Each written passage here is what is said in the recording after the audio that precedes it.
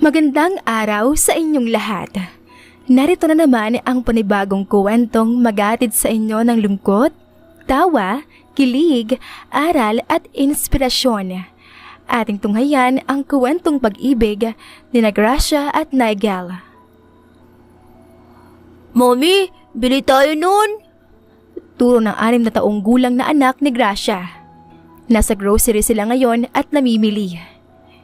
Pero masyadong matamis yan. Tugon nito sa anak na nakatayo sa harap ng chocolate corner. Lumungkot ang mukha ng bata kaya sa huli ay napabuntong hininga na lang si Gracia.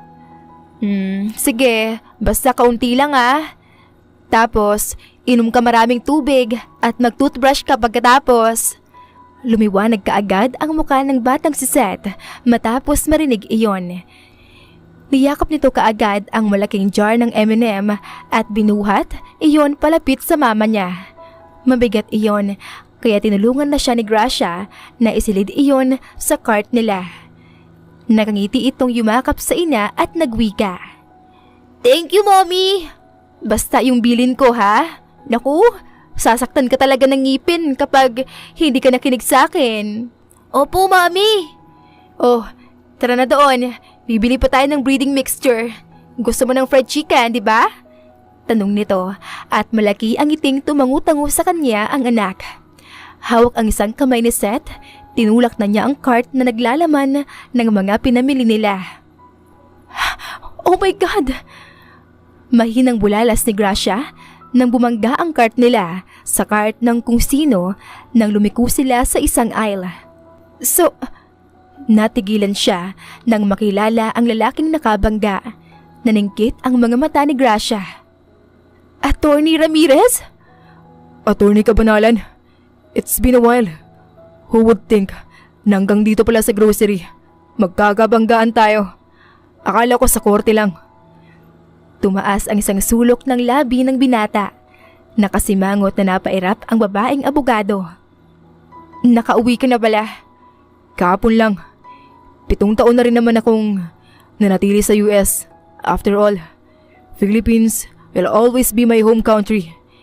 Iba pa rin dito. But don't worry, nag-ship na ako. I'm no longer a criminal lawyer. So this time, hindi na tayo magkakabanggaan pa sa korte. Gracia and Nigel both known each other for a decade since they are both lawyers. Madalas silang magkatunggali noon sa korte, kaya naman madalas din silang hindi magkasundo. Well, kailan ba sila nagkasundo? Same. You are in corporate now? Yeah, but not as a corporate lawyer. I'm running my business.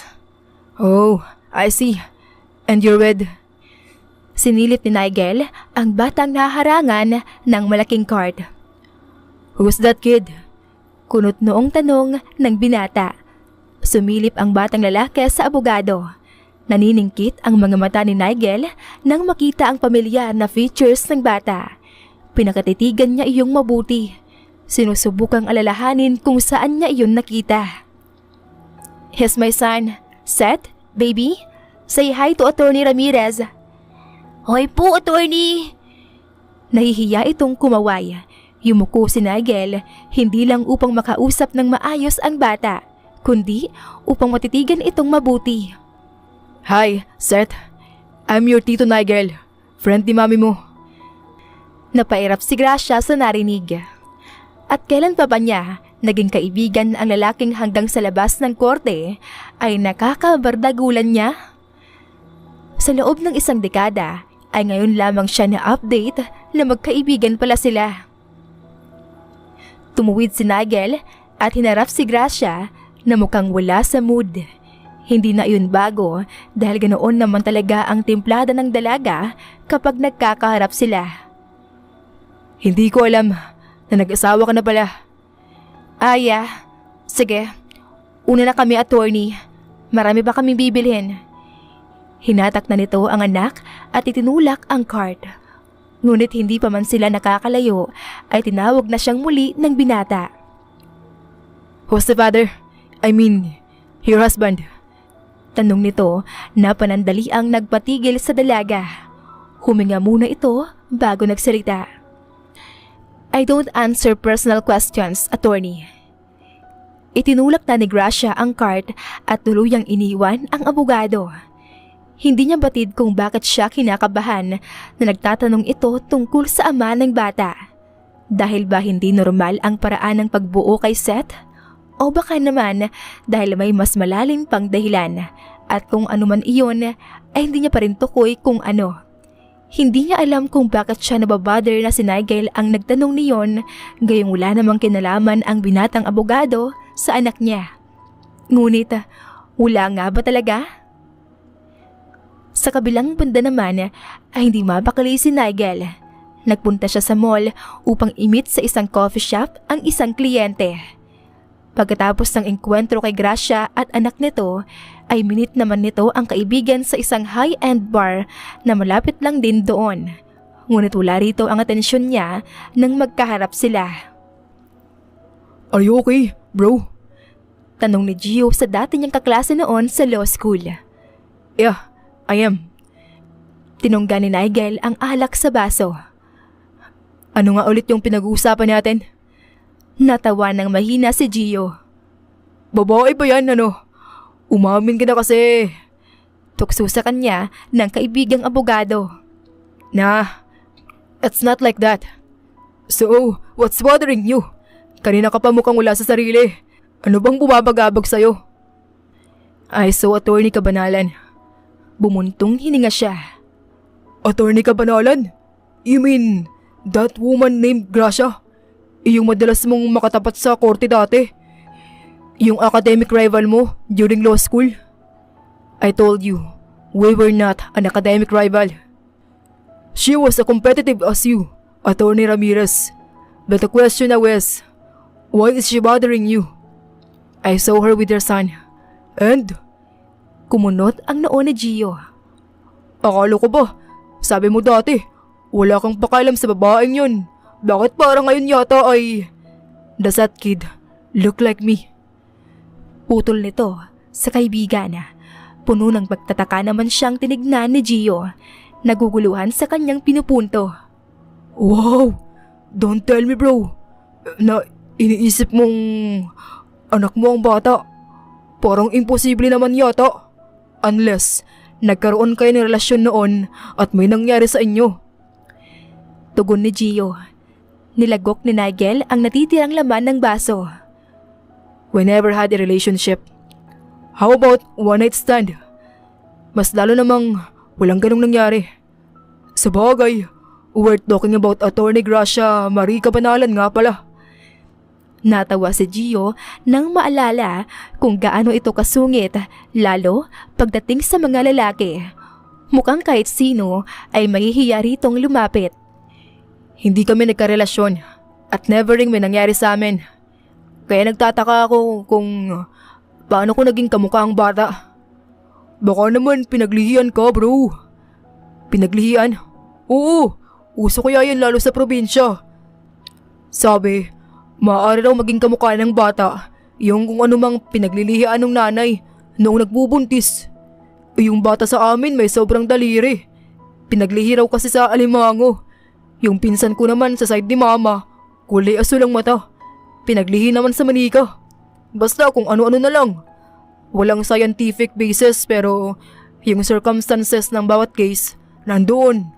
Malay mo, pinaglihian ka pala niya noong nagbubuntis siya sa anak niya. Pwede yun. Maraming ganun sa TikTok. Yung mga anak nila may kahawig na artista dahil doon pinaglihi. Given the fact na palaging mainit ang ulo niya sa'yo noon, may possibility na napaglihian ka ni Attorney Cabanalan, kaya kamukha mong anak niya. Siguro nga.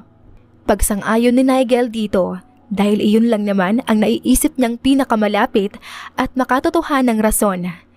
Naiiling itong natawa ng mahina nang maisip ang isang bagay.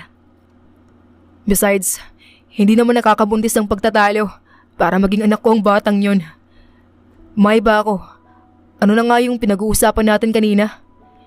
Pagbalik nito sa totoong topic at iyon na nga ang pinag-usapan nila. Samantala, inihatid lang ni Gracia ang anak sa bahay at dumiretso na sa kanyang opisina sa syudad. 2 palapag ang establishmento. Restaurant ang baba at ang taas naman ay ang kaniyang pinakang opisina.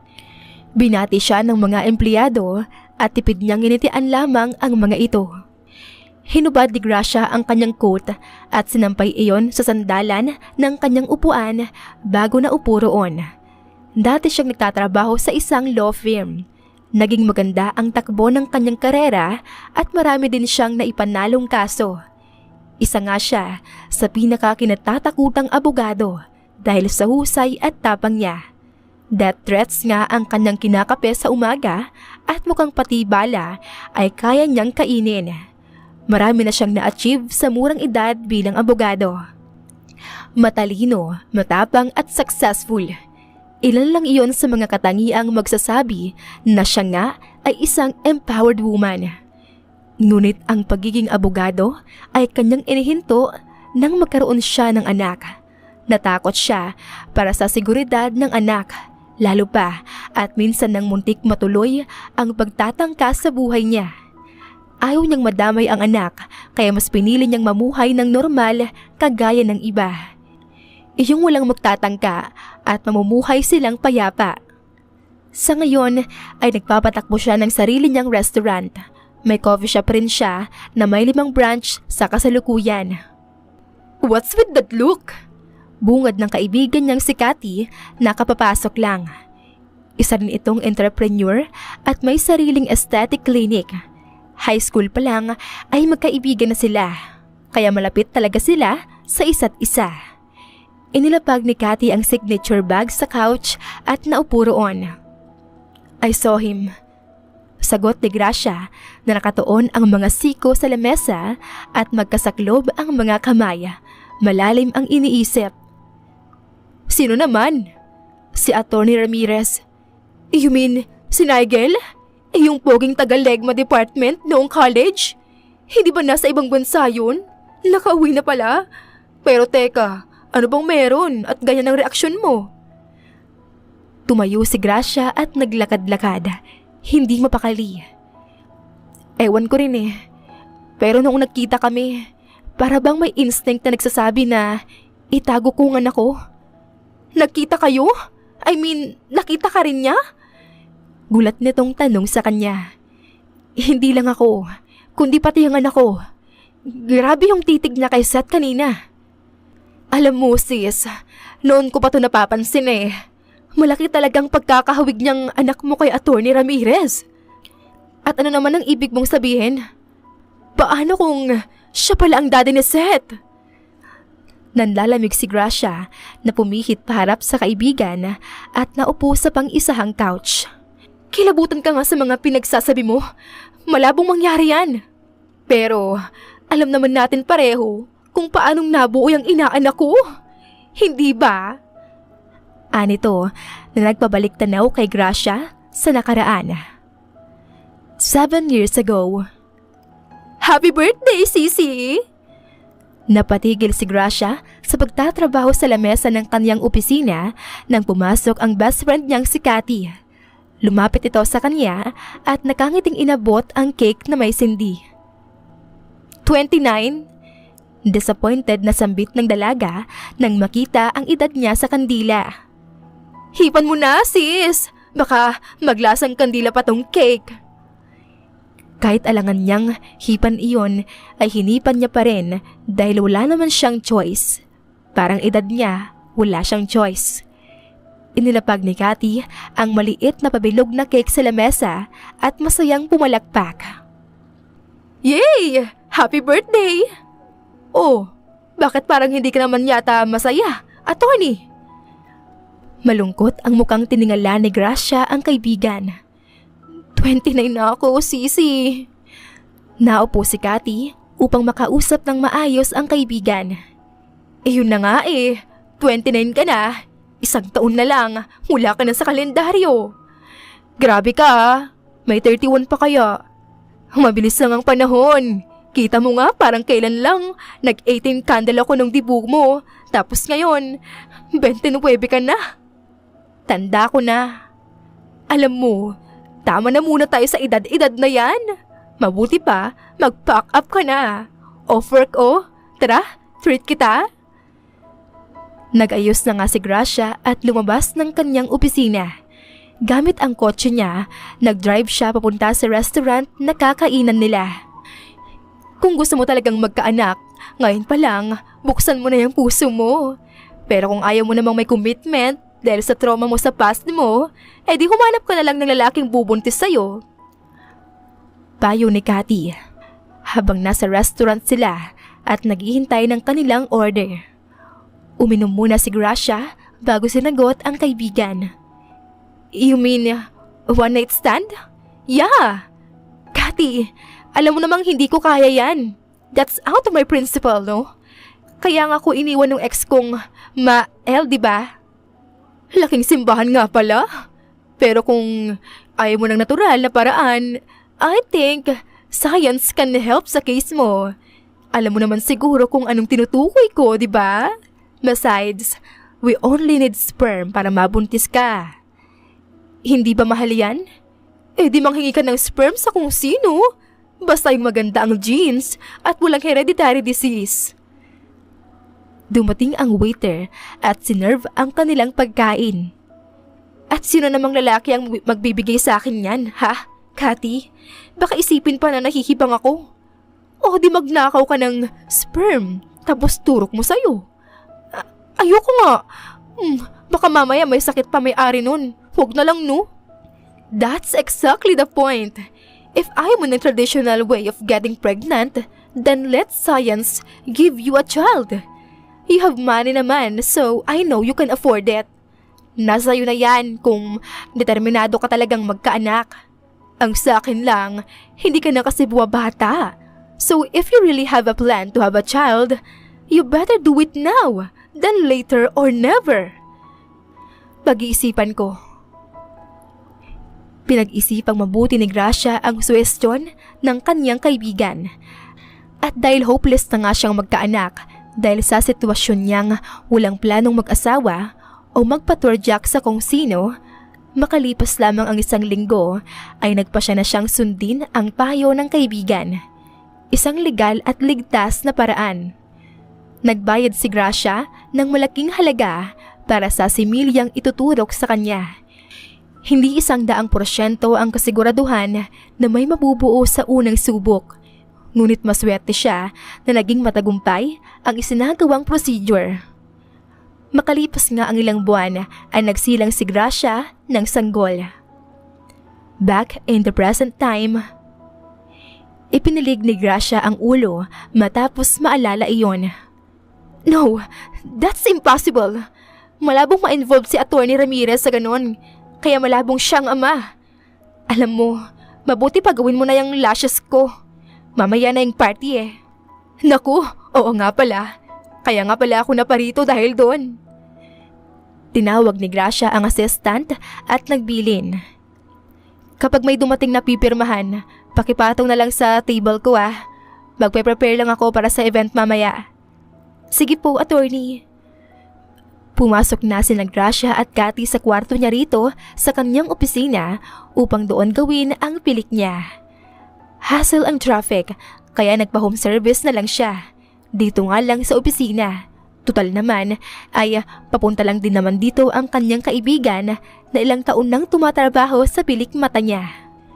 Nagkwentuhan lang silang magkaibigan patungkol sa kanilang susuotin sa party mamaya habang ginagawa ang eyelash extension. Pareho silang excited dahil magandang oportunidad iyon para sa kanilang negosyo. Exposure din iyon para sa business nila. Pagdating nga sa event ay kaagad silang sinalubong ng flashes ng kamera. Nagpost lang sila saglit at lumakad na sa red carpet. Nakipagbeso-beso sa ibang kakilala. Malawak ang circle nila dahil marami sa mga imbitado ay regular na nagpapagawa sa aesthetic clinic ni Cathy. Ang iba naman ay nakasama ni Gracia noon sa field noong nagpa-practice pa siya ng law. Kilala siyang successful lawyer at CEO kaya hindi na nakapagtataka na maraming matang nakatingin sa dalaga. Nakikipagkwentuhan siya sa isang lamesa kasama ang ilang mayayamang personalidad ng mahagip ng mata niya ang isang lalaki sa kabilang lamesa na sobrang pamilyar sa kanya. Attorney Ramirez. Mahinang sambit nito sa pangalan ng binata. Kaagad namang nakuha na yon ang atensyon ng kaibigan niyang si Cathy. You mentioned his name. Nandito ba siya? Usisa nito kaagad. Inginuso naman ni Gracia ang lalaki. OMG! Nandito nga! Gosh, ang gwapo niya pa rin at mukhang mas naging hot yata siya ngayon. Sabi ni Cathy. Malakas ang pandinig sa chismis at malinaw ang mata sa pogi. Habang tinitignan nito ang binata ng may admiration, si Gracia naman ay hindi maipinta ang muka. Isa marahil sa rason ay ang pagtatanggol nito sa mga totoong kriminal. Kahit paparte lamang iyon ng trabaho bilang abogado, ay taliwas pa rin iyon sa kaniyang prinsipyo. OMG! Palapit siya rito! Nakita niya tayo! Na-excite na tili ng kaibigan niya. Kaagad namang dinampot ni Gracia ang drinks niya at sinubukang hatakin ang kaibigan, ngunit hindi man lang ito umiba sa pwesto na wari bang napagkit na ang takong sa sahig. Dito ka lang. May pagbabanta siyang initian ni Cathy. Napabuntong hininga na lang si Gracia, sabay irap sa hangin nang makalapit na si Attorney Ramirez. Good evening, ladies. Pogi ng boses? Kinikilig ng bulong nito sa kaibigan bago hinarap ang binata. Hi, I'm Cathy. Attorney Ramirez, right? It's nice to see you again, Miss Cathy. Oh my gosh! You remembered me? Yeah, of course. Palagi kayong magkasama ni Attorney Cabanalan. So how can I forget you? Nang lingunin ni Gracia ang abogado, ay nahuli niya itong nakatingin sa kanya. Akala niya ay mag-iiwas ito ng tingin, ngunit pinakatitigan pa siya nito ng mabuti. Sa huli ay siya na lang ang nag-iwas. Sa powder room muna ako. Paalam niya sa kaibigan, kahit ang totoo ay gusto niya lang talagang iwasan ang binata. Naalala niya kasi ang sinabi ni Cathy kanina. Paano nga kung si Nigel talaga ang ama ng anak niya? Kung jeans lang ang pagbabasehan, halos carbon copy ng anak niyang si Seth, si Attorney Ramirez. Baka nga kapag may ibang nakakita na magkasama ang dalawa, ay baka isipin ng mga ito na mag-ama sila. That's impossible, Gracia. Pagkausap niya sa sarili sa salamin. It's hell impossible that he is the father. You just hate him so bad. Kaya maybe, nakamukha niyang anak mo. Like, napaglilian. Ganon.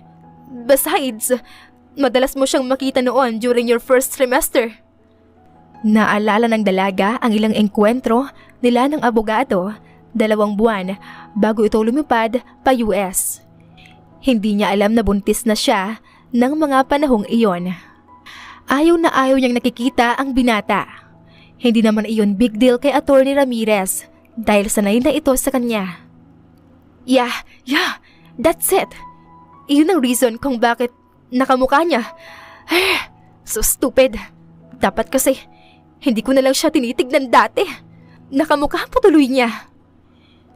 Nagretouch lang si Gracia ng make-up dahil nahaggard siya sa stress dahil sa kakaisip sa bagay na yon. Matapos maayos ang sarili, ay lumabas na siya ng powder room. Muntikan pa siyang mapamura sa gulat nang paglabas ay bumungad si Attorney Ramirez na nakasandal sa pader at halatang inaabangan siya. What? Masungit niyang tanong sa binatang nakapamulsa. Can we talk? Para siyang nahipnotismo sa ganda ng boses nito at napapayag siyang makipag-usap dito.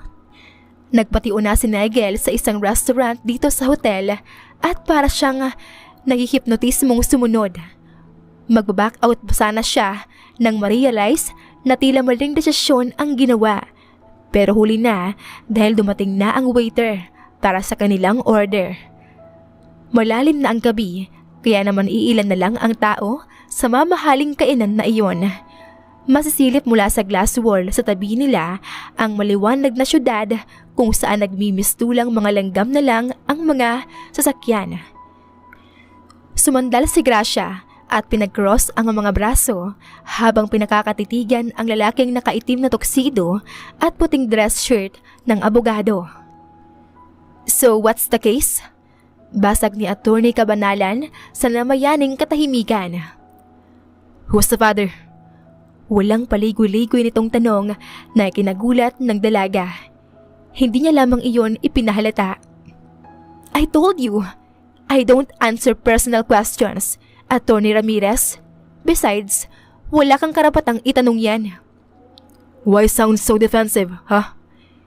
Kumuyom ng mariin ang kamay niya sa ilalim ng lamesa. Because why the hell are you asking me about that, Attorney? Hindi ba pwedeng nakikimarites lang? I was gone for 7 years. Gusto ko lang malaman kung sinong lalaki ang nagkamali. It's none of your business. Wala naman sigurong masama kung sasabihin mo sa akin, hindi ba? I have the right to remain silent. Wow! Napasandal na lang si Attorney Ramirez sa dekotso na sandalan ng upuan, tanda ng pagsuko. As expected, abogado ka nga. Nag-iwas lang si Gracia ng tingin at sumimsim sa kanyang champagne. But Nigel leaned closer and intertwined his fingers with his elbows resting on the table. But why do you look so suspicious? Pwede ba? Diretsahin mo nga ako. Ayoko ng maraming paligoy-ligoy. Masungit nitong utos sa binata. Muling sumandal si Nigel at doon na namayani ang katahimikan. Gracia waited but he did not speak again, so she decided to just leave the table. Ngunit hindi pa man siya nakakadalawang hakbang ay muling nagsalita ang binata. Am I the father? Pakiramdam ni Gracia ay nahulog ang puso niya sa narinig. Huminga siya at pilit kinalma ang sarili bago pumihit paharap sa binata. Are you out of your mind? Paano mo magiging anak yon? We never had a thing, Attorney Ramirez. Walang nangyari sa atin. Kaya malabo yung sinasabi mo. But why does he look like me? Natahimik sandali si Gracia. Hindi niya inaasahan na totoong napansin nga talaga iyon ng binatang abogado. Nagpalipat-lipat ang tingin niya sa sahig, naghahanap ng isasagot. Pinaglihian kita. Halos sabunutan ni Gracia ang sarili dahil sa katuwiran niyang iyon. Hindi naman halata na hopeless ka, no? You know what? Hindi ko alam kung bakit pinagpipilitan mo na ikaw ang ama. Wala namang nangyari sa atin dati. Ano yun? Nabuntis mo ako?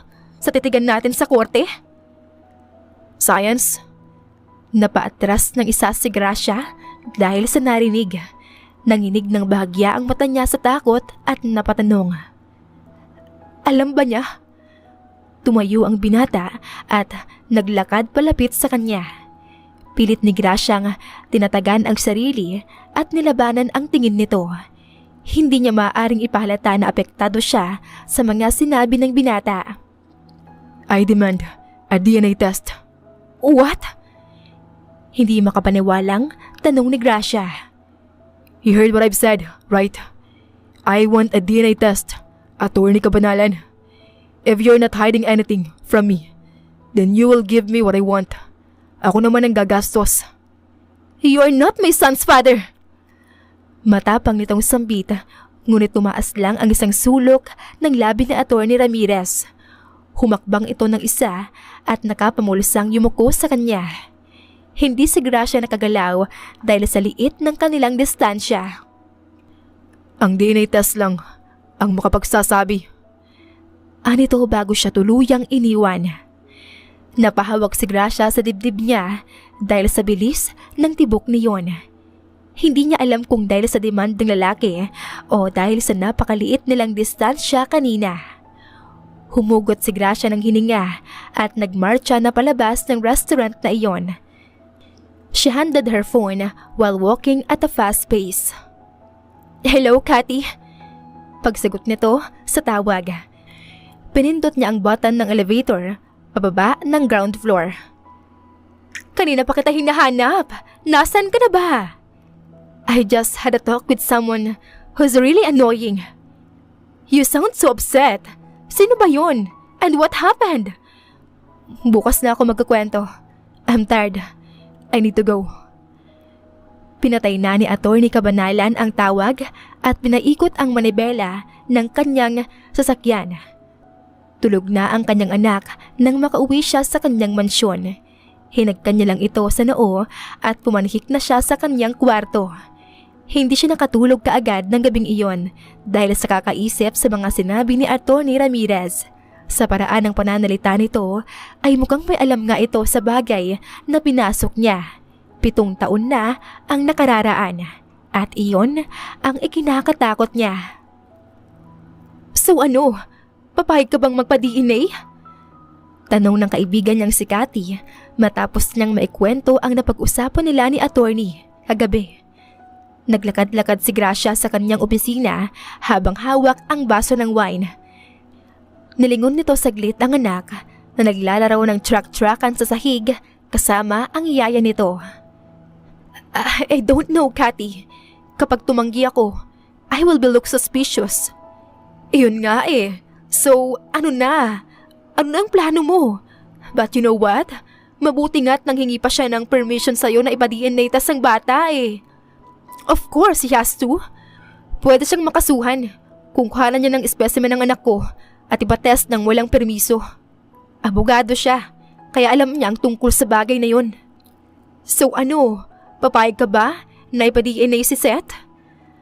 Tanong ni Cathy na prenteng nakaupo sa paborito niyang couch.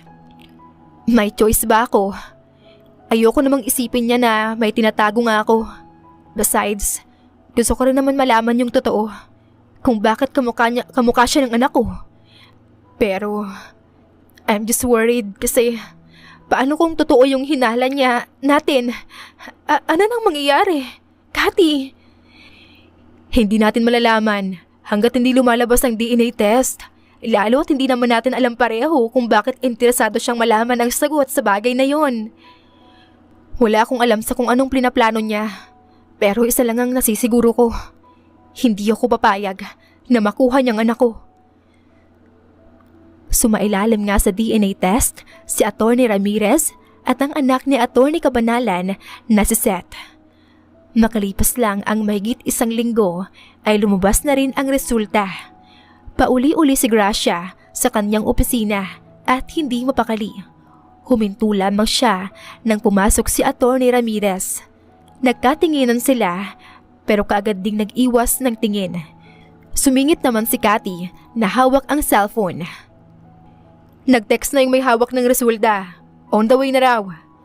Sabi ni Cathy sa kanilang dalawa. Naupo lang sila sa sofa at ilang saglit pa ay dumating na ang tagalab na may hawak ng DNA test result. Malakas ang kabog ng dibdib ni Gracia habang pinapanood ang lalaking buklatin iyon. Nilingon niya si Nigel na katapat lang niya at seryoso ang muka. Nasasabik na malaman ang resulta. Dapat ay sa kanila ang magbubukas niyon, ngunit para maging fair sa kanila, pinili nila na ang taga-laboratory na lang ang magre-reveal niyon. Based sa paternity test na aming isinagawa sa pagitan ni Atty. Nigel Ramirez at Seth Cabanalan, humigpit ang hawak ni Gracia sa throw pillow na hawak. Nasa tabi lang naman niya si Cathy na nakasuporta. Ano pong resulta? Nabibitin na tanong ni Nigel.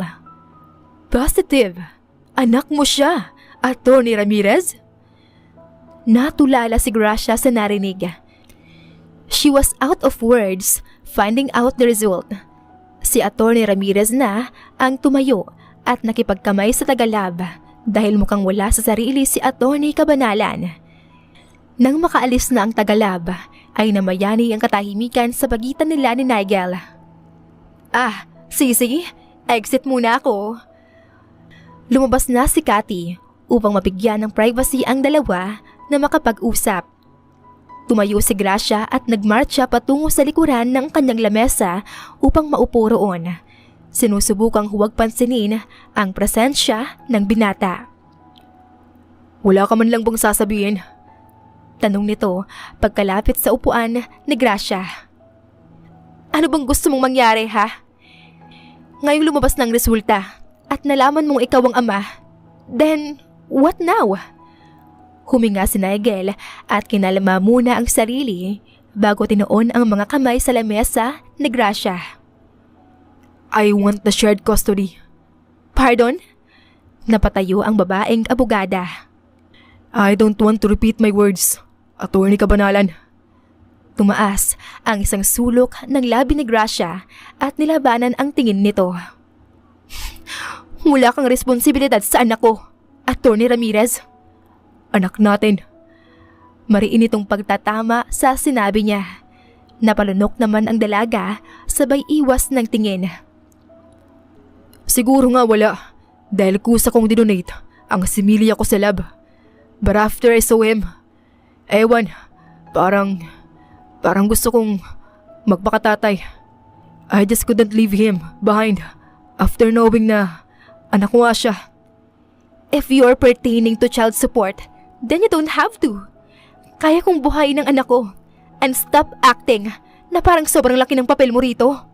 Because just to remind you, si Milia lang ang ambag mo rito. Maaring si Milia nga lang ang ambag ko sa ngayon. Pero alalahanin mo na hindi mabubuo ang batang yan nang wala ang si Milia ko. Gusto ko siyang makilala at wala kang magagawa ron. Nagmarcha na si Nigel palabas. Pinanood lang ni Gracia ang pagsara ng pinto. Malakas ang kabog ng dibdib niya dahil sa intense ng usapan nila. What happened? Alalang tanong ni Cathy na kapapasok. Nai-stress na naupo si Gracia sa swivel chair niya at pinaglaruan iyon. He wants to meet Seth. Well, we could not blame him. He's the father. Karapatan niyang makilala ang anak niya. And, in fairness siya mismong lumalapit at nagkukusa na magpakatatay. Samantalang yung iba dyan, tumatakbo sa responsibilidad. But I told you, hindi ko kailangan ng partner sa pagpapalaki kay Seth. Kaya nga garinab ko yan dahil ayoko ng commitment. Siguro ikaw, hindi kailangan. Pero anak mo, oo, hindi ba? Noon pa nagtatanong si Seth tungkol sa tatay niya. At least now kapag tinanong ka niya ulit, may maisasagot ka na. Isa pa, alam din naman natin pareho kung gaano kasapik ang bata na makilala ang kanyang ama. Hindi lahat may ganitong pagkakataon. Imagine, sa dami ng pwedeng maging sperm donor, si Nigel pa talaga? Maybe may reason ang mga pangyayaring to. And I think they both deserve a chance na makilala ang isa't isa. Iyon ay kung papayag ka.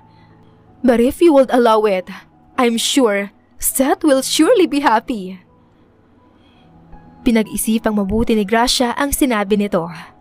Nang makapag-isip-isip, ay kaagad niyang tinawagan kinabukasan si Attorney Ramirez. Himala yata na tumawag ka. Let's meet. I'll text you the details. Pinatay na ni Gracia ang tawag at sumimsim sa kabi niya. Pinanood niya lang saglit ang anak na naglalangoy sa kanilang swimming pool bago ito tinawag. Ahon na baby. May pupuntahan tayo. Nilingon nito ang yaya ng bata. Yaya, pakibanlawan na po si Seth. Okay po, attorney. Seth, ahon na raw. Aalis kayo ni mami mo.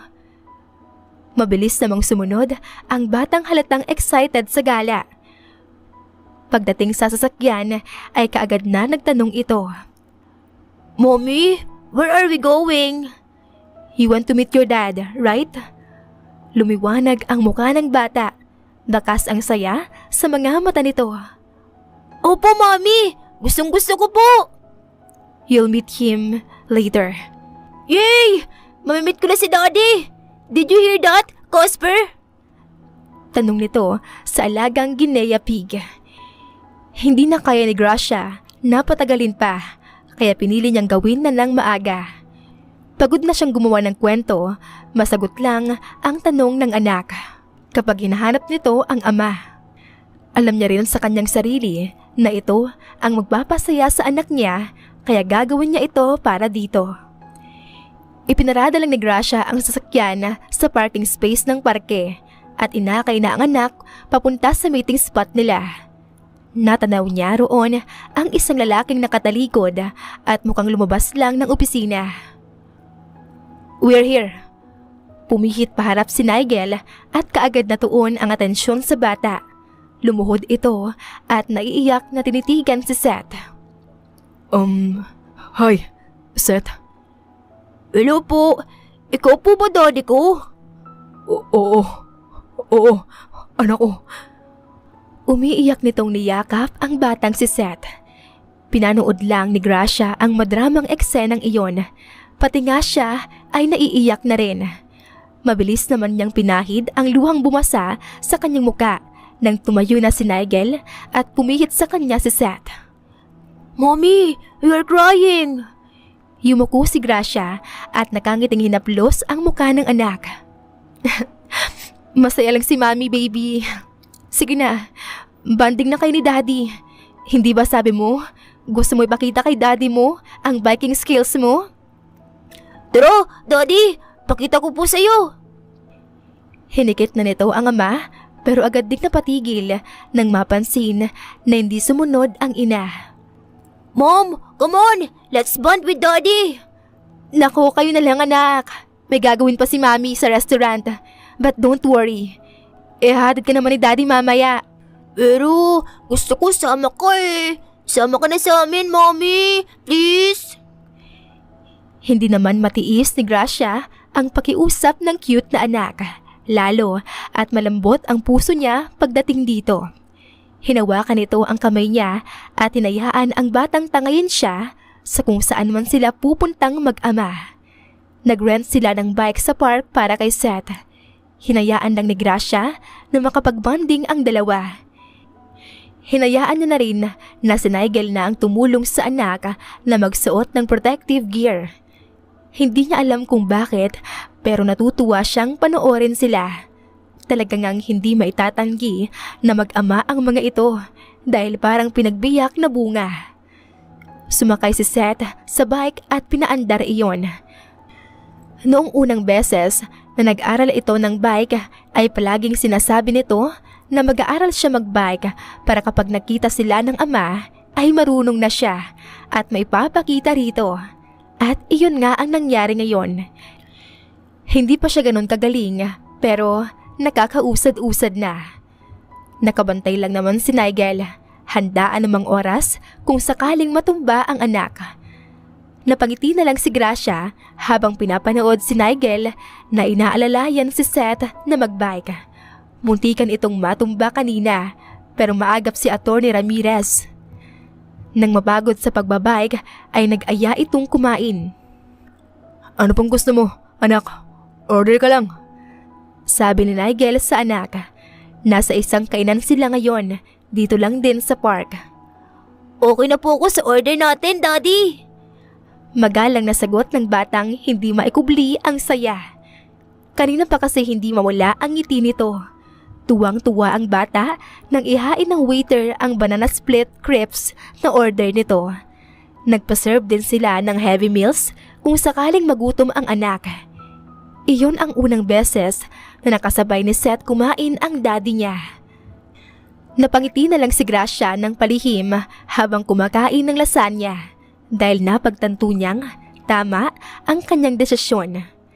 Lahat naman siguro ng magulang ay walang ibang hangad kundi ang mapasaya lang ang kanilang anak. Matapos kumain ay nag-aya naman ang bata na maglaro roon sa pinapashoot na bola.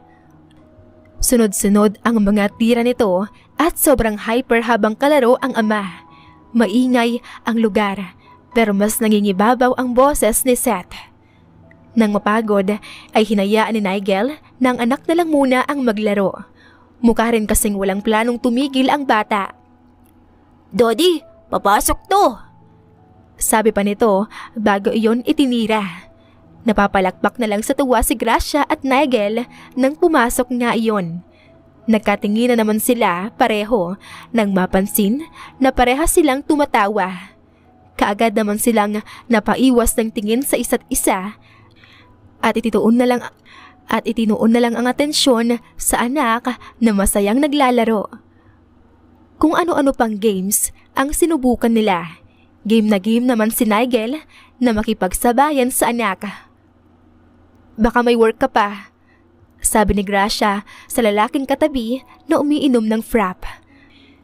Kanina pa niya kasi pansin na mukhang tumakas lang si Atty. Ramirez sa trabaho dahil sa ayos nito. Hindi naman iyon imposible dahil biglaan lang din ang labas nila. I already canceled all my appointments for this. And for other queries and concerns, ang assistant ko na munang bahala. Palihim namang napangiti si Atty. Cabanalan dahil na-appreciate niya ang paglalaan nito ng oras para sa anak. Hindi lahat ng lalaki ay handang magsakripisyo ng oras nila para sa anak, lalo kung sa ganitong sitwasyon. There's a balloon, man! Sigaw ng batang huminto saglit sa pagbibisikleta. Turo-turo nito ang mamang nagtitinda ng mga makukulay na lobo. Umikot pa nga ito upang lapitan silang dalawa ni Nigel upang magpabili. Daddy, balloon! You want that, baby? Malambing na tanong ni Nigel sa anak na nakasakay sa bisikleta. Opo, Daddy! Nigel just patted the head of his child with helmet and flashed a genuine smile. Pagkatapos ay dinala na nito ang anak sa nagtitinda ng lobo. Pumili ang anak ng paborito nitong cartoon character. Ang asul na pusang galing sa hinaharap nga ang kanyang napiling ipabili. Thank you po. Sabi nito sa mamang nagtitinda na kinatuwa naman ng matanda. Pagharap sa ama, hawak ang lobo ay nagpasalamat din ito. Thank you, Daddy. Nibilhan mo po ako. Happy ka ba, anak? Happy po. Sagot nito at nakangiti pa ngang tumangu-tangu ang bata. Ice cream, gusto mo? Opo, Daddy. Excited na tumangu ito. Sige, tara na doon. Balik na tayo kay Mami nang makapag-ice cream na tayo. Bumalik na nga sila kay Gracia na nakaupo sa bench at naghihintay sa kanilang dalawa. Lakad si Nigel habang ang batang nakahelmet naman ay lulan ng kanyang bisikleta. Nakatali sa bisikleta nito ang lobong si Doraemon. Ipinarada ng bata ang bike sa tabi. Mommy, ice cream daw po tayo, sabi ni Daddy. Napatingala si Gracia sa lalaking nakapamulsa. Nang ibalik nito ang atensyon sa anak ay nakita niya ang pag-asa sa mata nito na hindi niya ito bibiguin. Sige. Nakangiti niyang hinaplos ang matabang pisngi ng anak. Ibinalik nila ang bisikleta at nag-drive na papunta sa ice cream house. Nigel insisted nang sasakyan na niya ang gamitin. Lalo at malapit lang naman sa area na yon at pwedeng balikan na lang ang sasakyan mamaya. Si Nigel ang umorder at tinala iyon sa table ng mag-ina. Thank you, Daddy! Natutuwang ginulo ni Nigel ang buhok ng anak. Ngayon pa lang ay nakikita na niya na maganda ang pagpapalaki ni Gracia dito. Kahit kailan ay hindi nito nakalimutang magpasalamat. Habang kumakain sila ay nagkakaamos ang anak. Pinupunas naman iyon ni Nigel. Napangiti lang si Gracia sa magandang bonding ng dalawa at iniscoop na ang kanyang ice cream. Napatigil siya sa pagkain nang walang ano-anong pinunasan naman ng binata ang gilid ng kanyang labi. Mag-ina nga kayo. Amos mo rin kumain. Natahimik lang si Gracia dahil doon. Sa unang pagkakataon ay nawala ang angas niya sa harap ng lalaki. Hanggang sa matapos nga silang kumain ay hindi iyon mawala sa isip ng dalaga. Nang pauwi ay nag-insist si Nigel na ihatid sila. Pero since may dala ring sasakyan si Gracia at alam naman ng dalaga na gusto lang magkasama pa ng mas matagal ang mag-ama, pumayag na siya. Sa sasakyan ni Nigel niya pinasakay si Seth habang siya naman ay minaneho niya ang kanyang sasakyan pauwi.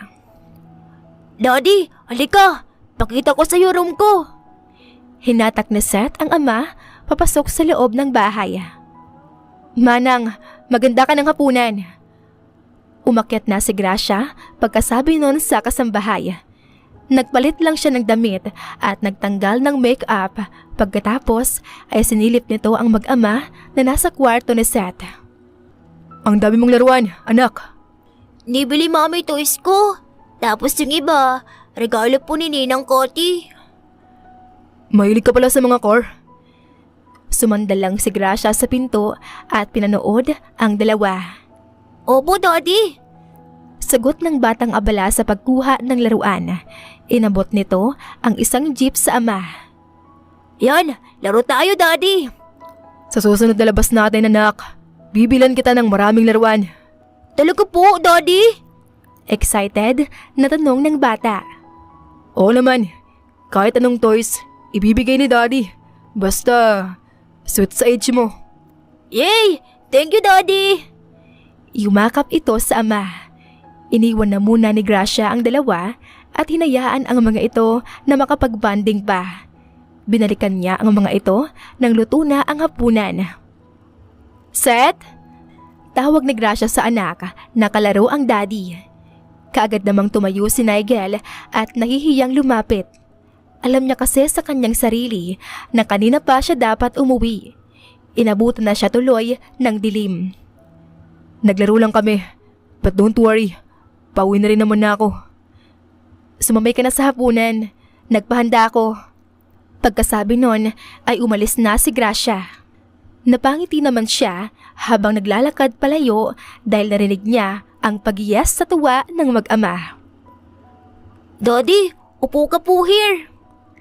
Naupo si Nigel sa tabi ng anak gaya ng nais nito. Nasa dulo naman ng lamesa si Gracia na pinagsasandok ang anak ng kanin. Let's pray. In the name of the Father, the Son, the Holy Spirit. Amen.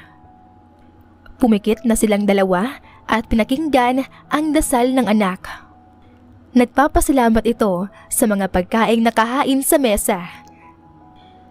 Sa kabilang banda naman ay natutuwa si Nigel dahil lumalaki ang anak niya na kinikilala ang Diyos at marunong magpasalamat sa mga bagay-bagay. Matapos magdasal ng cute na bata, ay pinagsaluhan na nila ang mga pagkaing ipinaluto ni Gracia. Hindi sila masyadong nag-iimikan ni Nigel, pero wala naman silang issue sa isa't isa. Sa ngayon ang kanilang prioridad ay ang kanilang anak, ang kaligayahan nito at wala ng iba. Uuwi ka na po ba, Daddy? Tanong ng bata pagkatapos nilang mag-dessert. Nasa may pintuan na sila ngayon dahil paalis na si Nigel. Gusto man niyang makasama pa ng mas matagal ang anak ay hindi naman pwede. Oo anak, may work pa kasi tomorrow si Daddy, kaya need ko nang umuwi. Nakita niya kung paano lumungkot ang mukha ng bata, kaya humanap kaagad siya ng rason para mapagaan ang loob nito. But don't worry, bibisitahin ka naman ulit ni Daddy. Hindi ba sabi ko sa'yo, gagala tayo ulit next time. Tapos, bibili tayo ng maraming laruan. Okay po. Ngumiti ito, kaya akala nila Gracia at Nigel okay na. Pero hindi pa man nakakapasok sa sasakyan si Nigel, ay tinawag na uli ito ng anak. Daddy? Yes, baby? Daddy, can you sleep here? Nagulat si Gracia sa sinabi ng anak at ganoon din naman si Nigel. Tiningala ni Seth ang inang nasa kanyang likuran at hawak siya sa balikat. Mommy, okay lang po ba na dito mag-sleep si Daddy? May paglalambing na tanong ng anak. Tinignan ni Gracia si Nigel at sinanyasan na gumawa ng excuse para hindi matulog dito, pero hindi man lang kumibo ang binata. Mommy? Untag ni Seth at sa pagkakataong iyon ay batid ni Gracia na hindi na siya pwedeng tumanggi. Oo naman, baby. Ngumiti siya sa anak at hinaplos ang mukha nito. Alam mo naman na basta pagdating sa'yo, kahit ano, gagawin ni Mami, hindi ba? At ganoon nga ang nangyari. Sa mansyon niya nga, magpapalipas ng gabi ang binatang abogado. Bagay na kinakainis ni Gracia. Para kasing nananadya ito. Siguro, Gusto niya lang akong buwisitin kasi alam niya na ayaw ko sa presensya niya. Maktol ni Gracia na suot ang pajama at umiinom sa kusina. That was not my intention. Napapitlag si Gracia nang marinig ang boses ng lalaking iniisip niya lang kanina. Kabado siyang pumihit paharap dito at inilapag ang basong pinag-inuman sa lababo. Si Seth? Paglihis niya sa paksa ng usapan, namulisa sa harapan niya ang lalaking nakapajama na rin. May naiwang damit pantulog ang asawa ni Cathy noong minsang nagstay over dito ang mag-asawa. Iyon na lang muna ang pinagamit niya kay Atty. Ramirez. Binasa ng binata ang labi bago nagsalita. Natutulog na. Ganun ba? Sige, matutulog na rin ako. Nilampasan na ni Gracia ang binata, ngunit maagap siya nitong nahawakan sa braso. Bakit? Ako nang magtitimpla ng gatas mo. Tinapunan ng tingin ni Nigel ang takuring nakasalang. Naalala lang ni Gracia ang tungkol doon nang umingay na ang takuri, tanda na pwede nang alisin sa kalan. Magtitimpla ka, hindi ba? Nakita ko rin kasi na nakalabas yung gatas at asukal. Napamura si Gracia sa isipan. Bakit ko pa kasi nakalimutan? Ang obvious tuloy na iniiwasan ko siya. Magtitimpla nga ako. Akmang gagawin niya na iyon nang pigilan siya ng binata. Ako na. Pinagmasdan lang ni Gracia ang binatang nakatayo sa kabilang side ng kitchen top at pinanood na ipagtimpla siya ng gatas. Nang hindi makatiis ay nilapitan na niya ang binata upang magtanong. Bakit mo ba ginagawa to? Tanong niya dahil hindi naman obligasyon ng binata na ipagtimpla siya ng gatas. Alam ko, hindi ka nakapagtimpla ng gatas ni Seth noong baby pa siya. Pero hindi naman ako si Seth. You don't need to do this, attorney. But I want to. Why? Kasi gusto kita. Napataas ang kilay ng dalaga sa narinig. Gumala lang tayo? Gusto mo na ako kaagad? Ipinilig ng binata ang ulo dahil sa kaba at hiya. Natataranta nitong binawi ang sinabi. Sorry. I mean, gusto kita. Gusto kitang alagaan. Ikaw ang mami ng anak ko. Kaya gusto ko maayos ka rin gaya niya. Naningkit ang mata ni Gracia sa sinagot nito. Bakit? Atty. Ramirez? Hindi ba ako maayos? No. That's not what I mean. Ang ibig ko lang sabihin, gusto kitang alagaan. Siguraduhin na hindi ka magkakasakit. Siyempre, ayoko namang malungkot ang anak natin. Besides, you are his strength. He will be hurt so bad once may mangyari sa'yong hindi maganda. Diba? Yeah, tama ka naman. Salamat. Ito na gatas mo. Attorney Kabanalan. Ang weird mo ngayon ah. You look nervous. What's wrong? Sobra lang siguro sa kape. Pagsisinungaling nito. I see. Tumango-tango ang dalaga at sumimsim sa tasa. It tastes good. Akit na ako. Salamat dito. Tumalikod na si Gracia at sa pagtalikod na iyon ay kasabay ang pagkurba ng matamis na ngiti sa labi ng binata.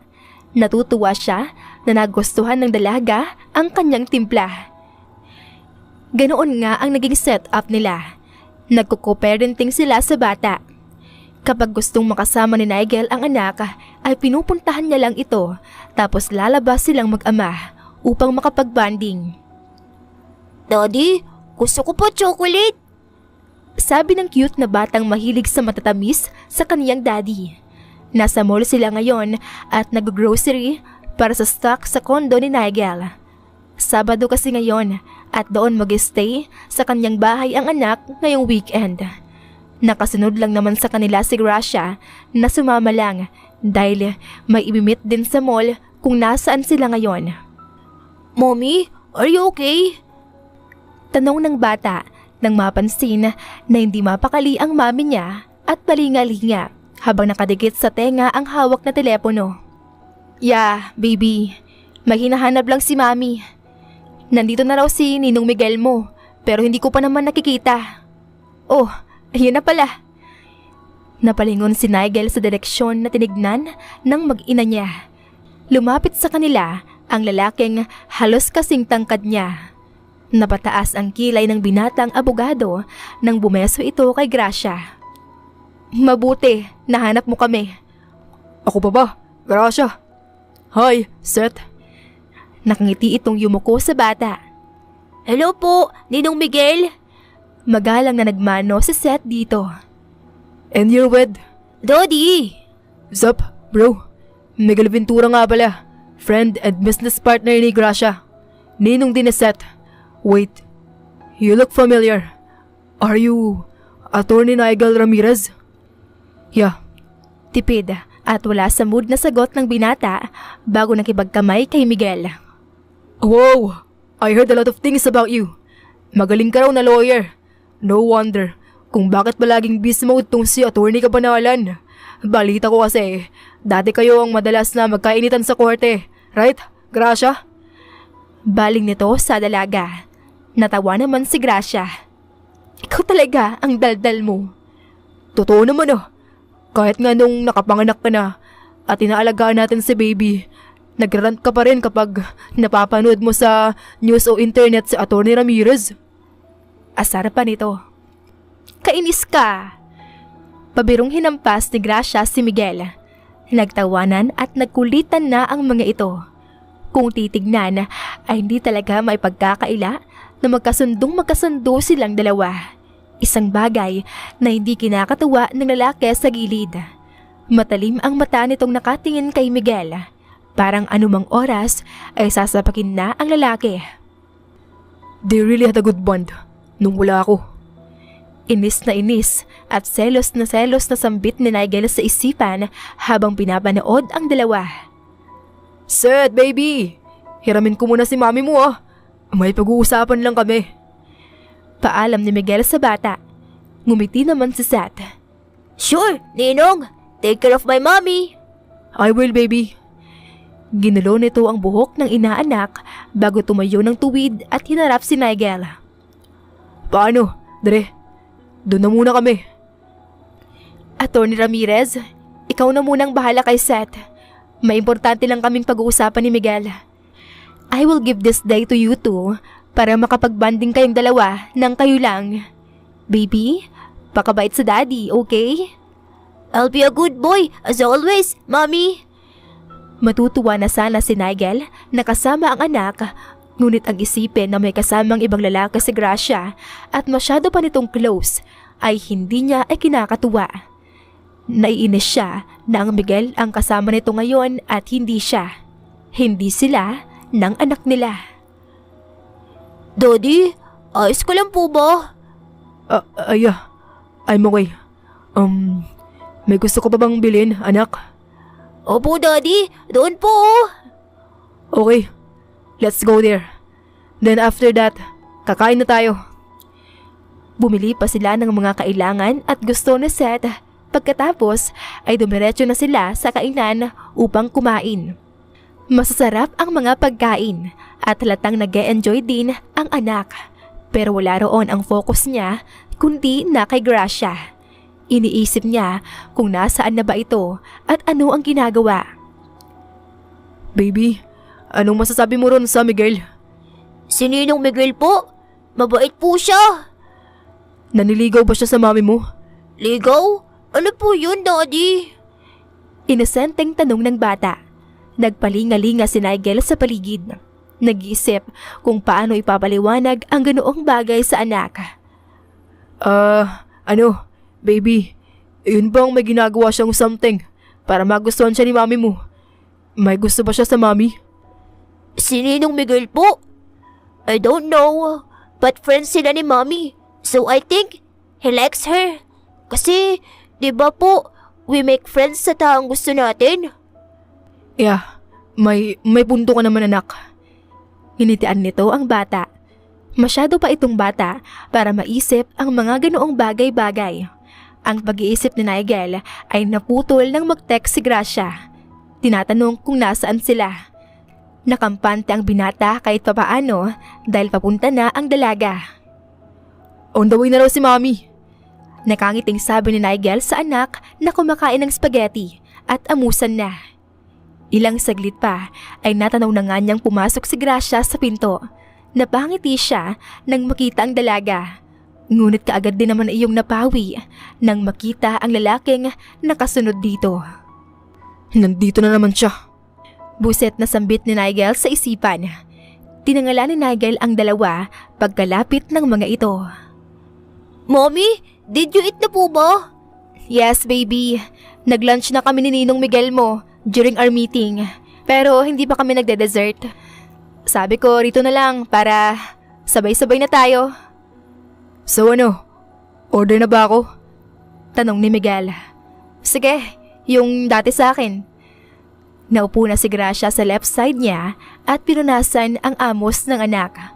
Buong dessert ay wala sa focus si Nigel. Kung wala nga ang anak ay baka naihampas na niya ang mukha ng Miguel na iyon sa lamesa. Hindi niya gusto ang presensya nito. Ang dami pa nitong kinuwento tungkol sa kanila ng dalaga at maging tungkol kay Seth na para bang pinapamukha sa kanya na mas kilala niya si Gracia at mas marami silang pinagsamahan. Naiinis siya sa part na ito ang umalalay noon kay Gracia noong mga panahon na wala siya. Alam niyang dapat siyang magpasalamat sa tulong nito, ngunit may parte sa kanya na naiinggit dahil dapat ay siya iyon. Pero wala siyang magagawa dahil lumipas na ang mga taon. Siya ang naghatid sa mag-ina niya. Pagbaba ng sakyan ay bumaba rin siya at tinawag ang dalaga. Kaagad namang napahinto ito nang tawagin niya. Yaya, ikaw na munang bahala kay Seth. Dinala na ni Manang ang bata sa loob. Si Gracia naman ay naglakad pabalik kay Nigel. Can we talk? About?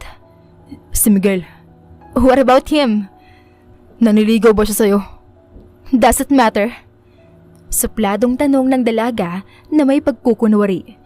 Hindi nakaimik si Nigel, kaya naman tinalikuran na siya ni Gracia.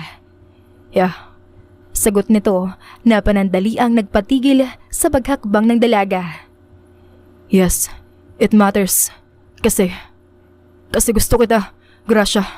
No, mahal na kita. Pumihit paharap si Gracia at hindi makapaniwala siyang tinignan. Ano bang sinasabi mo dyan, ha? I'm Atty. Gracia Marie Cabanalan. Yung academic rival mo sa law school at ka-debate sa korte madalas. Nakalimutan mo ba? Humakbang si Nigel palapit. Napaatras naman si Gracia hanggang sa lumapat ang likod nito sa sasakyan ni Nigel. Biglang bumilis ang tibok ng puso niya dahil sa distansyang meron sila ng binata. Mahal kita, Gracia. Noon pa. At pagod na akong paniwalain ang sarili ko na hindi. Umalis ako noon kasi gusto kong kalimutan ka. Alam ko naman kasi na wala kang planong mag-asawa o magpamilya. Noon pa, alam ko na ang tungkol doon. Hindi ko kayang makita na ang lapit mo, pero parang ang layo. Kaya pinili kong umalis na lang at lumayo ng tuluyan. Ayaw na rin kita na makadebate sa korte, kaya iniwan ko magandang trabaho rito at lumipad pa US. Umaasa na roon ay makakalimutan kita. Pero wala eh, hindi ka maulas sa isip ko. Sa 7 taon ko roon, kahit kailan, hindi kita nakalimutan. Yun din ang rason kung bakit bumalik ako, kahit na ang ganda na ng nabuong buhay ko roon. Attorney Ramirez. Bigkas nito sa pangalan ng binata habang tinitingala ito. Noong nakita ko kayo na set sa grocery store, tumaas yung balahibo ko. Alam kong imposible na anak ko siya at sa'yo napuntang similya ko. Pero umasa pa rin ako sa maliit na posibilidad na yun. Hindi ka ba nagtataka kung bakit sobrang gusto ko na matuloy yung DNA test? Iyon ay dahil gusto kong mapatunayan na akin ang bata, na anak ko si Seth. Noon pa nga tanong ni Gracia sa sarili ang bagay na iyon. Kasi kung tutuusin, ay pwedeng hindi na nito ipagpilitan ang DNA test at magtago na lang, lalo at wala naman siyang obligasyon sa kanilang mag-ina dahil sa paraan ng pagbuo sa bata. Pero pinili pa rin niya na magpakaama sa bata. Ginawa ko yun kasi umaasa ako na baka isang araw, baka sakali, maging pamilya rin tayo. Hindi mo alam kung gaano ko kasaya kapag kasama kayong dalawa. Naiinis ako kanina, hindi lang sa Miguel na yun, kundi sa sarili ko. Sana kasi, ako yung andon. Sana, ako yung kasama niyo ni baby dati. So, nagseselos ka? Oo. Nag-iwas ito ng tingin dahil sa hiya. Hey, why are you smiling like that? Seloso ka pala. Hindi ah.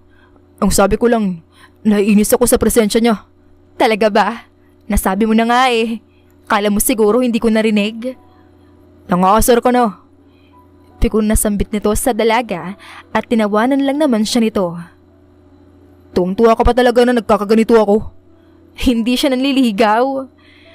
Parang nabunutan ng tinik sa lalamunan si Nigel matapos marinig iyon. Asawa kaya siya ni Cathy? Hello? Gusto mo ba akong makulong?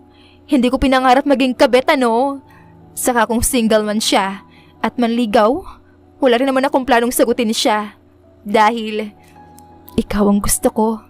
Halos pabulong ang huling 4 na salitang sinabi nito, pero hindi pa rin iyon nakaligtas sa pandinig ng binata.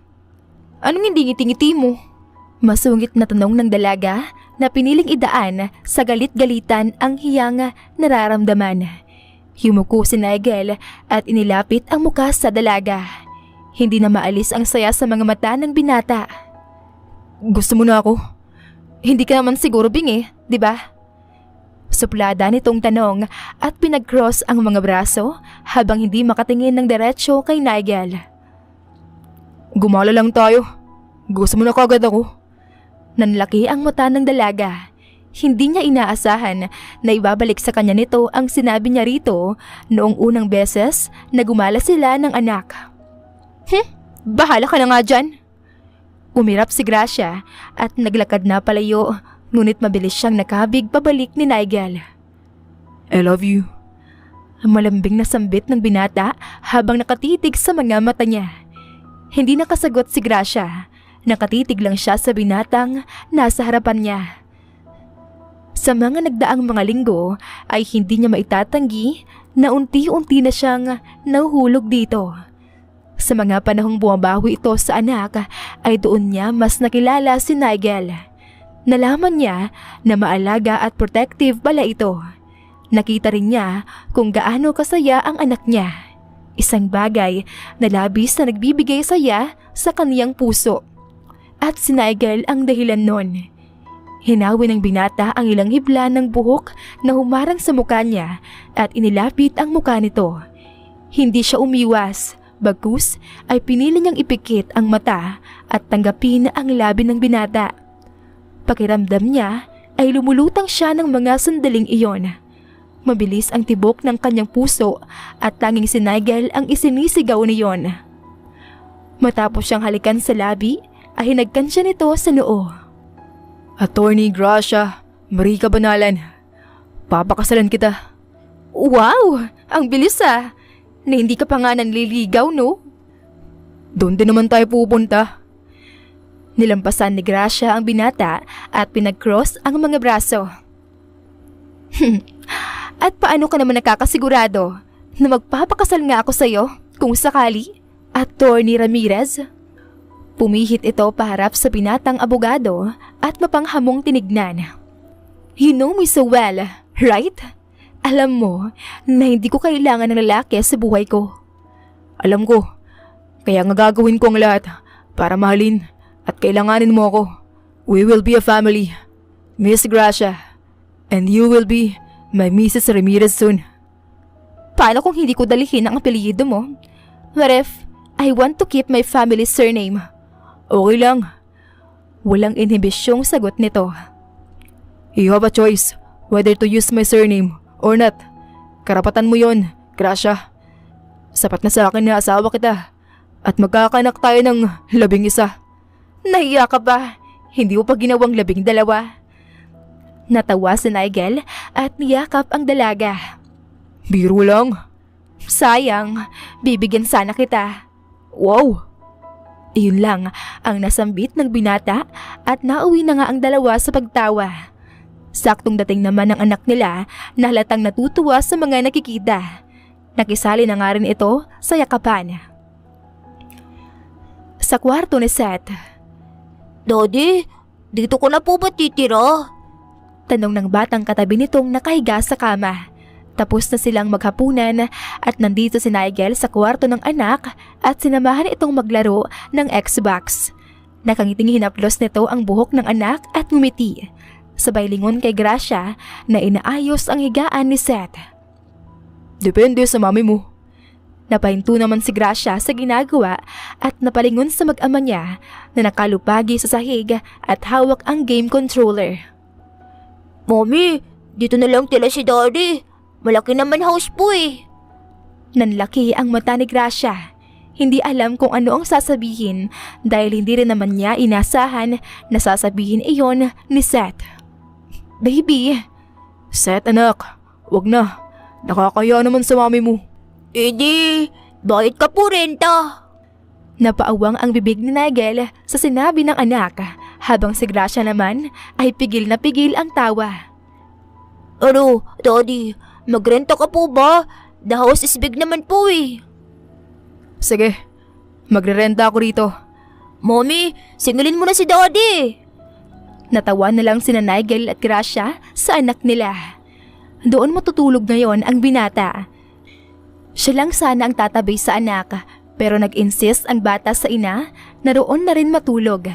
Kaya naman natagpuan na lang ng dalawa ang kanilang mga sarili na nakahiga sa kama at pinagigitnaan ang kanilang anak. Suot-suot nila ang magkakaterno nilang pajama. Binili iyon ni Nigel noong nasa mall sila kanina. Binasahan ni Gracia ng storybook ang anak upang makatulog. Ngunit imbes na ang anak ang makatulog, ay si Nigel pa nga ang mas naunang nakatulog. Tulog na si Daddy. Humagikgik ang batang gising na gising pa rin ang diwa. Masyado yata itong masaya, kaya naman nahihirapang makatulog. Hinaplos ni Gracia ang buhok ng anak. Kaya ikaw, matulog ka na rin. I'll sleep na po, Mommy.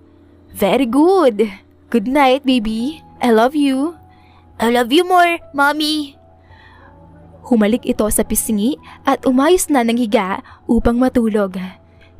Si Gracia naman ay isinara na rin ang libro at kinumutan na ang anak. Dinampot niya ang remote side table at pinatay ang ilaw. Ang cove light at lampshade lang ang bukas. Pero aninag pa rin niya ang guwapong muka ng lalaking nakatagilid ng higa paharap sa kanya. He looks perfect, ani Gracia sa isipan. Para bang nawala siya panandalian sa sarili at kusang lumapit ang kamay niya sa mukha ng binata. Napasinghap naman siya sa gulat at mabilis na binawi ang kamay nang magmulat si Nigel. Taranta siyang tumalikod sa lalaki. Hinintay niyang maisabihin ito. Asarin siya. Pero lumipas ang ilang sandali ay walang ganong nangyari. Kaya inisip niya na baka natutulog na ito. Dahil doon, pumihit siya ulit paharap sa binata. Oh my God! Gulat na sambit ng dalaga nang makitang nakatingin pa rin ito sa kanya at suot-suot na nito ang nangaasar ng ngiti. What? Irritable nitong tanong sa lalaki. I love you. Ramdam niya ang pag-iinit ng mukha niya matapos marinig iyon. Isinubsob niya ang mukha sa unan upang itago iyon, ngunit hindi naman iyon nakaligtas sa binatang abogado. Ganyan ka ba kiligin? Attorney ka banalan? Shut up and sleep, Attorney Ramirez. Pabulong, ngunit mariing sambit ni Gracia rito. Good night na. Paano magiging good night kung wala akong I love you? Patulog ka na. Anong oras na oh? I love you muna. Umirap muna si Gracia bago nagsalita. I love you. Mahina at mabilis na sambit nito bago tumalikod ng higa dahil sa hiya. Narinig niya ang mahinang tawa ng binata, pero imbes na mainis ay mas kinilig pa yata siya. Ipinikit niya ang mga mata at tuluyang nagpatangay sa antok. Nang magmulat kinabukasan ay bumungad sa kanya ang binatang nakatitig sa kanya. Isang dangkal lang ang distansya ng mukha nila na talaga namang nagpabilis sa puso ng dalaga. Nang hindi na niya makayanan pa ang titig nito ay bumangon na siya. Si Seth? Nasa baba na. Nagsi-cereals. Baba na rin tayo. Nang makakain na. Sige, una ka na roon. Mag-aayos pa ako. Tumayo na si Gracia na magulo ang buhok at naglakad patungo sa banyo. Hintay na kita. Rinig pa niyang sambit ng binata bago niya marating ang pintong iyon. Mauna ka na. Matagal pa ako. Okay lang. Bahala ka. Iyon lang ang sabi niya dahil batid niya na hindi siya mahihintay ng binata. Matagal siyang mag-morning routine dahil mula ulo hanggang paa niya minamahal ang sarili. Akala niya ay bumaba na si Nigel, ngunit laking gulat niya nang makitang naroon pa rin ito at matyagang hinihintay siya. Bakit hindi ka pa bumababa? Sabi ko, hihintayin kita, diba? Nakaramdam siya ng kilig matapos marinig iyon. Sinanyasan siya ng binata na lumapit na siyang ginawa naman niya. Iginiya siya nito patalikod at pinaupo sa kandungan nito.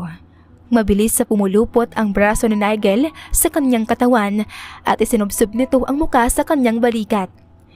Ilang segundo silang nanatili sa posisyong iyon. Hindi siya nagsalita, hindi siya nagreklamo. I love you, mi amor. Bulong nito sa tenga ni Gracia bago siya pinatakan ng halik sa balikat. Kumawala ang mga paru-paro sa tiyan ni Gracia at hindi na nga nito pa mapigilan ang pagngiti dahil sa kilig. Sobrang sarap niyong pakinggan. Sobrang sarap magmahal ng lalaking ito. Simula nga ng araw na iyon ay formal na siyang niligawan ni Nigel. Dumalas na rin ang pagtulog niya sa bahay ng kanyang mag-ina at ganoon din naman ang mag-ina niya sa kanyang kondo. Pareho silang nagtutulungan sa pagpapalaki ng anak. Masaya si Gracia sa piling ng binata. Ngunit kung meron mang pinakamasaya ay iyon ay ang anak nilang si Seth na natutuwa na nagkakasundo ang kanyang mga magulang. Dahil doon ay mas dumodoble tuloy ang saya ni Gracia. Iyon lang naman ang hangad niya para sa anak, ang maging masaya ito sa lahat ng oras. Pagkaraan lamang ng 3 buwan ay inaya na siyang magpakasal ni Nigel. Masyado mang mabilis para sa iba, ngunit sigurado na si Nigel sa kanya. Sigurado na sila sa isa't isa. Imbitado ang mga taong importante sa kanila at ang anak nilang si Seth ang naging ring bearer. Lumipat sila sa bagong bahay na nabili ni Nigel. Doon ay tumira sila bilang isang pamilya at pinuno ang bawat sulok ng kanilang tahanan ng mga masasayang alaala. Makalipas ang 2 taon, "Nasaan ka na?" tanong ni Gracia habang may pagmamadaling binubuksan ang pinto ng kotse. Ilang minuto lang at mag-uumpisa na ang program, kaya naman natataranta na siya. Importanteng araw iyon para sa anak, kaya hindi siya pwedeng mawala. Katatapos lang ng meeting ko, pero on the way na ako, papunta sa venue. Good. I just finished my food shoot. Nakailang take kami, kaya medyo natagalan. Pero papunta na rin naman ako. Ikaw na muna ang bahala kay Seth doon I'll go na. Drive safe. I love you. You too. I love you. Pumasok na si Atty. Cabanalan sa kanyang sasakyan at nagmaneho na patungo sa school ng anak kung saan ang venue. Nag-uumpisa na ang program nang makapasok si Gracia sa auditorium ng school. Sakto lang naman ang dating niya dahil nakapila pa lang ang anak niya para umakyat sa stage. Humalik siya sa asawang si Nigel na umabot naman sa pag-aasikaso sa anak. Busy sila pareho sa trabaho.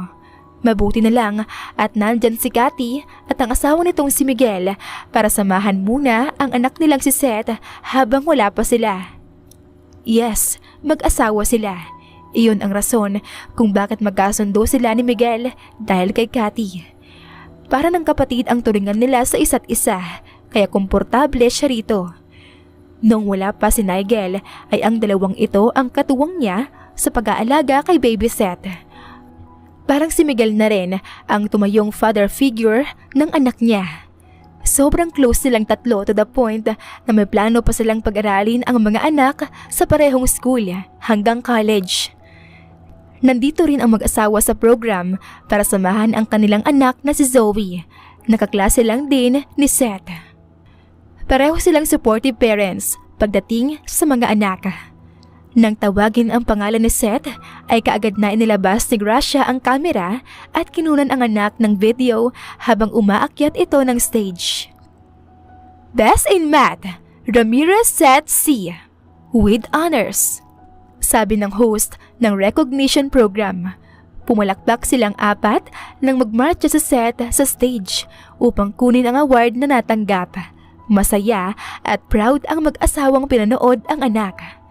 Matapos ang recognition program ay nag-aya silang kumain sa labas. May award din naman ang anak ni Cathy na si Zoe, kaya bale, double celebration ang ganap. Can I have some? Tanong ng batang si Zoe na hawak ang kutsarang plastic para sa ice cream. Yeah, sure. Itinulak iyon ni Seth palapit. Magkaharap sila sa lamesang kumakain. Si Nigel naman at Miguel ang magkaharap. Ginoon din naman si Gracia at Cathy. At syempre, ang mga anak nilang may mga nakasabit sa leeg na malalaking medalyon. Both of them are doing good in school. Pareho silang nag-excel sa ACADS, kaya naman proud na proud ang dalawang parents. Seth is the class top 1, while Zoe is the top 2. Parehas lang naman sila ng averages. Sadyang mas mataas lang ng 3 puntos si Seth. Hindi na nga raw sila magtataka kung magiging academic rival ang dalawa. But the good thing is, they didn't, or maybe dahil lang bata pa sila. Pero kung wala man o magkaroon, it would be just a friendly competition. Halos sabay din palaging mag-aral ang dalawa. Kaya hindi na rin halos nakapagtataka kung bakit ang galing nila sa school pareho. Kayong dalawa, alam ko, masisipag kayo mag-aral. Pero huwag kalimutan ang huminga, okay? Relax din minsan. Tama si Tita Gracia mo, Zoe. Pahinga ka rin. Tuwing nakikita kita sa room mo, puro textbooks at worksheets ang nakikita ko. Baka bukas, pati lahat ng article ng Philippine Law, makabisado mo. Yes, I do. No, we did. What? Gulat na tanong ng dalawang mommies. Memorize na po namin ang bawat article ng Philippine Constitution. Mami, tita. Sagot ni Zoe. Yes, and even the preamble. Singit ni Seth bago sinubo ang steak na nasa tinidor. Laglag ang pangang nagkatinginan ang apat dahil sa gulat. Elementary pupils ba talaga ang kausap nila? Pero bakit pa sila magtataka? Mga anak nila ang mga batang ito, kaya bakit pa ba magugulat? Nigel and Gracia are both lawyers. Si Cathy naman ay cosmetic doctor, habang si Miguel ay isang businessman. May pagmamanahan ang mga bata, kaya hindi na nakapagtataka na matataas din ang IQ level ng mga ito. Isang araw, sa bahay ng mga Ramirez, pagbaba ni Gracia ng hagdan ay nadatnan niya ang asawang nagluluto sa kusina. Hubad ang pang-itaas nito at may apron na nakasabit sa leeg. Mula sa kanyang distansya ay tanaw niya ang matipunong likod ng asawa. Lumapit siya at niyakap ito. Good morning, asawa ko. Malambing na bata nito kay Gracia habang abala sa paghahalo ng niluluto.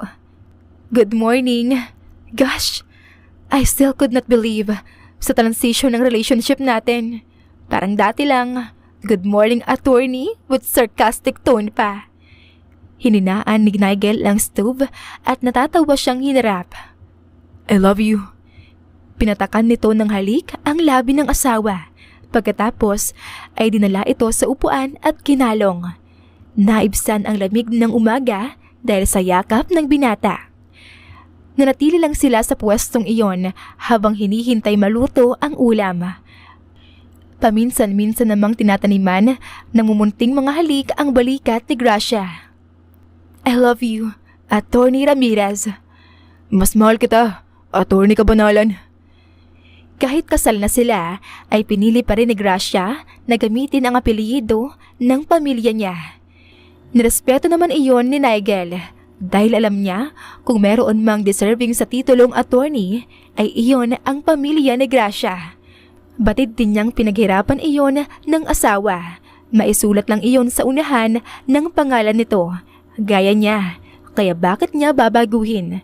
Sapat na sa kanya na mag-asawa sila at mahal na mahal siya nito. Kahit mahigit 10 taon na silang magkakilala, ay marami pa silang hindi alam sa isa't isa.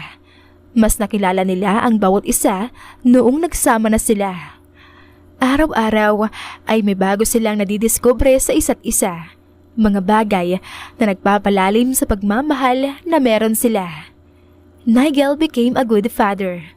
Sobrang hands-on din ito sa pag-aalaga ng anak. Nakikita ni Gracia na mahal nito si Seth. Si Seth pala, tulog pa ba? Tanong ni Gracia nang mapansing wala ang anak. Maagang umalis, kasama si Zoe. Mag-walking daw sila, kasama ang mga aso nila. I see. Nasa iisang subdivision lang sila, kaya naman palagi ring magkasama ang mga anak nila. Hindi na nga sila magugulat kung ang mga ito ang magkakatuluyan balang araw.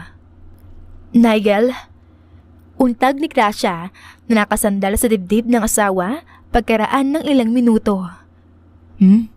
Nakapikit na tugon ng lalaking nakasubsob sa kanyang balikat.